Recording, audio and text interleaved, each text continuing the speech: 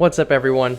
We have today a Godzilla Battleline Season 2 tier list that we put together. And I say we because I threw out a message in the Godzilla Battleline Discord saying if anyone wants to participate in making a tier list, I will be on stream at twitch.tv/SirMelee. And together, we put together a list that we think is a definitive tier list for Godzilla Battleline.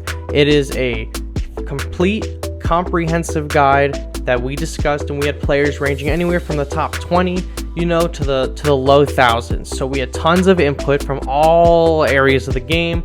We put together this nice tier list, and if you came from Twitch and now you're watching the video and you're going, hey, that's not the VOD, well, we forgot to add Rodan when we recorded, and the Hedorah flying form, or the Hedorah mature form, and Godzilla Singular Point, and Godzilla 2021, and these weren't, only Rodan was an oversight. The other ones we were like, oh, we'll just substitute in whatever character, but I felt in post that it didn't make things clear, so I went through and I added them again, and we're gonna just do it over, but I'm gonna add everyone in the same spots that we talked about for the tier list on stream, as well as adding Rodan into the spot that we talked about in Discord post-stream when we realized that we left them out. So without further ado, I'm going to get into it, and we're just going to crank this out. And you know what? Let me know what you think of our tier list. We put this together when we discussed it with the community. So you guys are part of the community, even if you weren't in the Discord or on the Twitch.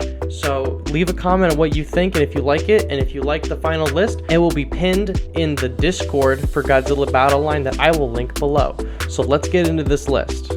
First up, we have the characters that are not usable at the moment. So that is Jet Jaguar and Godzilla 2021. As of the day that this video goes live, they are not going to be playable, and we will make a tier list that includes them in the available to play areas when they're eventually, added to the game, and we're in the next season when there's new buffs and nerfs hopefully dished out. So we're going to go in alphabetical order like we did on stream, and the first one on our list is the Choppers. The Choppers we put in B tier because I think the Choppers have, great overall usage. They did A tier if you pair them with Mechagodzilla, but after their nerf, they're not seeing as much play as they normally would.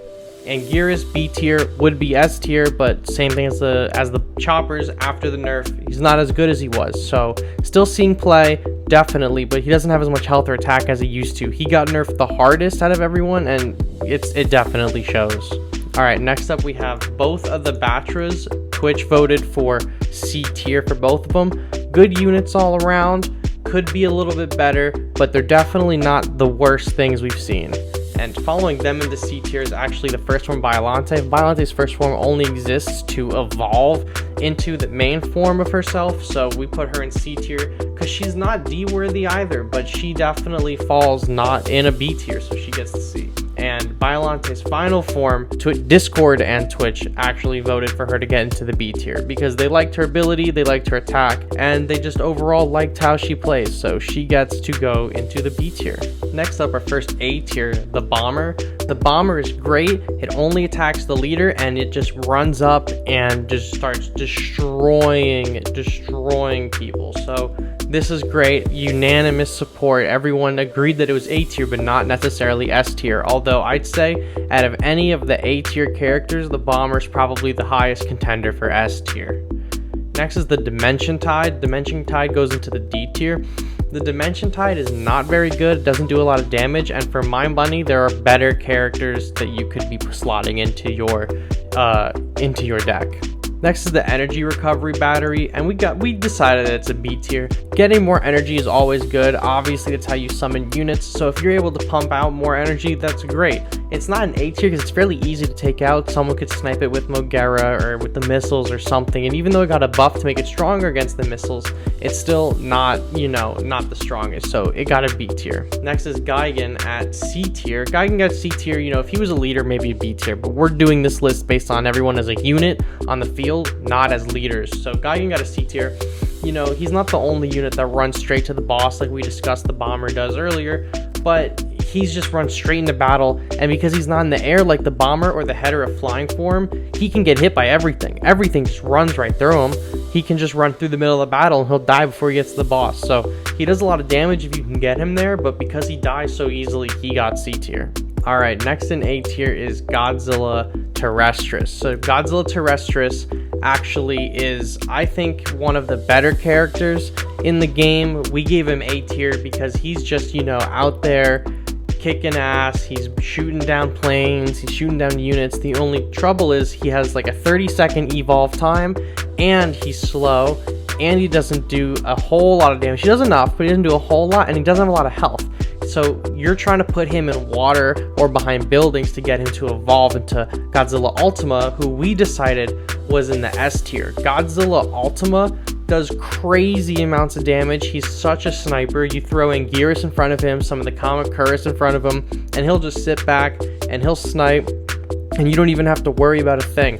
Because Godzilla, normal Godzilla 89, if he's a leader, he can't even hit Godzilla Ultima if Godzilla Ultima stops at, whatever his farthest distance is that he's able to hit. The normal Godzilla can't even hit him. So he gets an S tier solely for the fact that if he's the only one on the board for the moment, he's getting a few free hits in. And I mean, he can snipe so far from the back line. Definitely worthy of S tier. Next on the list is Godzilla 89, and I would have put him in A tier, but after his buffs from the recent patch update, he's doing wonders for people. If you can get Godzilla at a high enough level, like 12 or 13, when that's pretty high for the time that this game is out, he's gonna just do work. I have been 3-shotted by Godzillas because I can't get past them. When Mothra is the leader and she uses the life force scales, oh my god, you can't kill this thing. He just had an insane buff. He had the best buff, arguably, and he just does work. He just moves through the field like butter. Crazy good. He was a #1 pick. This was a no-brainer for us on Twitch. And the next A tier we have is Hedera's mature form.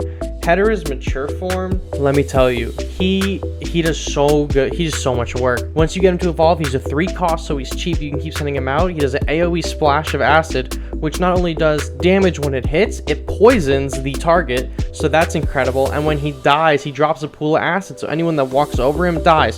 He's an amazing counter to swarms now that they've been nerfed, and he's so good and he's so cheap. He definitely deserved the S tier that we gave him. And right under him is the flying form, gets an A tier. The flying form is faster now, so it evolves quicker, and it does continuous poison from the ground, and it goes straight to the leader. And if your opponent throws a bomber down and you put Hedera's flying form in the same lane as the bomber, it'll basically intercept. They'll just collide, and he'll poison the bomber until it dies. So if there's no more interference and it's just the two of them, he's gonna win. He's an excellent counter. He's an excellent counter to any of the Kamakura's, to any unit pretty much that doesn't have the ability to attack in the sky. He's good, but because of his low health, he didn't get S tier like his big brother. Next is the Kamakura's, and the Kamakura's is A tier last season. It's A tier this season. It wasn't touched by any of the rounds of nerf, so it's still just as viable as it was previously. King Caesar is in the C tier. King Caesar's good. He has low health, he has low attack, he's really fast, and he's cheap. And I know a lot of people, if you have him at a high enough level, they can use him to pretty good effect, but it's just, I don't think the juice is worth the squeeze with King Caesar personally, and neither did Twitch. Alright, next we have the Golden God Ghidorah, and he's just not up to par with how he should be, in my opinion, and everyone thought the same. He costs too much, and he has no health, and he has no damage, and he attacks too slow. They either need to keep him the same energy cost and boost all of his stats by 300%, or they have to lower his energy cost and make him a 3-star, because he is not worthy of 4-star, because he's just unexplainably terrible. Some 4-star that is not terrible is Kong. Kong is pretty good. Kong can slot into a lot of good decks. If you are, trying to replace your Anguirus because of the nerf, replace him with Kong if you have Kong. Kong is pretty good. He can't attack the air units, but he's a pretty good tank. He takes a lot of damage, and his big punch that he does, his move, is pretty good against swarms as well. So against Destroyer Larva or against Kamakura's, he's pretty strong.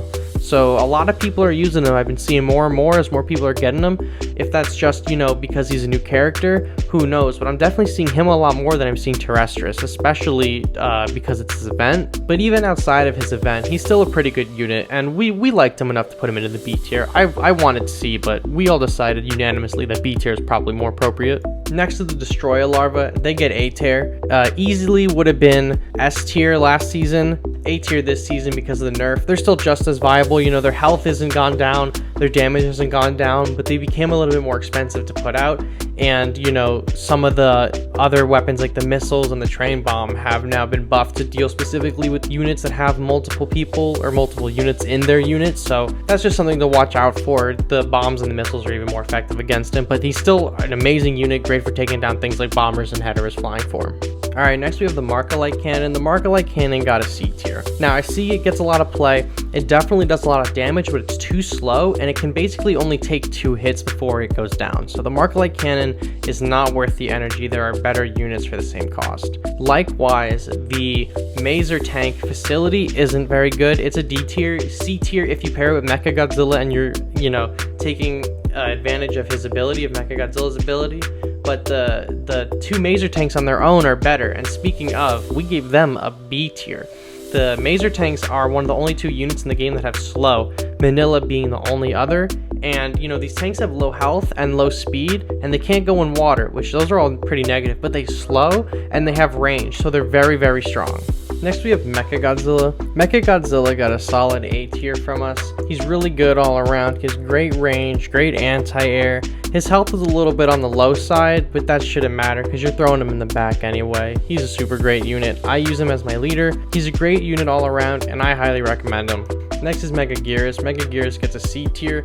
We almost put him in the D tier if it wasn't for that he has a mini dimension tide when he spawns, and that's great for cleaning up ads that are just hanging out around your leader. You just drop them on, and he wipes them out. Super great, super useful. But actually getting D tier was Manila, which is unfortunate because he's a low cost, and he's one of the only 2 units with stun, and he's just terrible. His stun is not very useful, and if you want a stun unit for pretty much the same cost, the Maser Tanks are definitely where you want to put your money. Alright, after them in A tier is the Missile Strike. Missile Strike, still pretty good. The nerf that the Missile Strike and the trains got doesn't affect their spot on the tier list because it only makes their damage affect units that are swarm, like Kamakura Swarm and the Destroyer Larva. So they're pretty much just the same against every other unit, except now they cost a little bit more. So it is what it is. What are you gonna do? But A tier, still really good damage. Alright, next up is our final S tier, and it is Mogera. Mogera is so good. Mogera sniping is definitely the meta right now. You level up a good Mogera around level 10, 13, 14, and you send him to the leader, he's just gonna ruin them. Especially if your opponent is using a leader that's not easy to access. Like, easy to access leaders are Mecha Godzilla and Godzilla. But if they're using Mothra, Batra, Biollante, Gigan, or Space Godzilla, leaders that are harder to get, he's gonna run through them. He's gonna absolutely decimate them. It's an easy win, you just throw him in the back. Mogera definitely gets S tier this season, 100%. Next up is both Mothras, and we gave Mothra Larva a D tier because it pretty much only exists to evolve into Mothra, but we gave Mothra herself in her final form a B tier. She has pretty decent range, and she has pretty decent stats. Her health is just a bit low, as in Mothra fashion. She's just gonna show up and die, so she got a B tier. Next is our final D tier unit, and it is Space Godzilla. Space Godzilla's alright. He has really interesting abilities. I think he's better as a leader, but he's just not performing as well as he should. It sucks that the 2 biggest, baddest villains that we have in the game are in D tier, but it is what it is.